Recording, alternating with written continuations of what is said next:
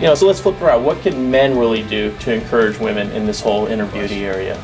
Wonderful question. And again, as Ceylone and I are blessed to have wonderful husbands who embrace us and the things we do, but for the men to look at the beautiful things their wives do and be grateful, showing gratitude. When a woman feels like she's appreciated, she feels better about herself. And sometimes I think as mothers and wives, a lot of women don't feel appreciated. So I encourage men to show their gratitude for all the little things their wives do, and it'll make them feel good about themselves. Sure. And speak it, say it, put it out there in the air. Look at your wife and say, or the woman in your life and say, you're beautiful. There's something about you that I love. That looks great on you today.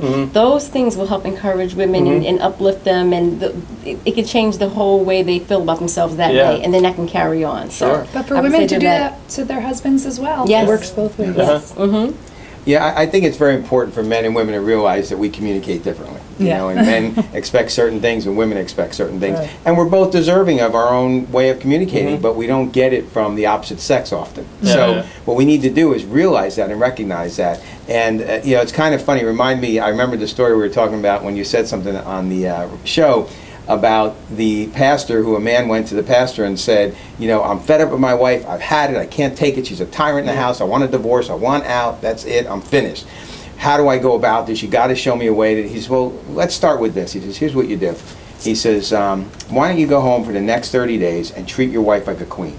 Do whatever you got to do, serve her, help her, tell her you love her, bring her flowers and all this stuff. And he goes, what are you, crazy? I just told you I want a divorce. I want out. He goes, yeah, but think about it. If you really, really want a divorce and really can't stand there, he says, think about it. When you lay the bomb on her that you want a divorce 30 days from now, she'll be devastated. You're like, he was like, yeah, that's a good idea. I'm out of here. So he goes home. He treats his wife like a queen for 30 days, and the pastor never gets a call back.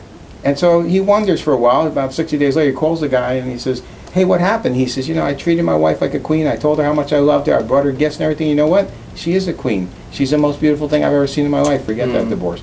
So a lot of it has to do with how we treat the other person. And the minute we get the self out of the way and start realizing that we have to, now again, sometimes it's a tyrannical situation, but even that, we're supposed to be salt and light, right, in those situations. So that's where we have to make the first step. So men, of all people, I encourage you to take the first step and be the guy that your wife needs you to be, and see what happens. I guarantee you'll see reciprocal.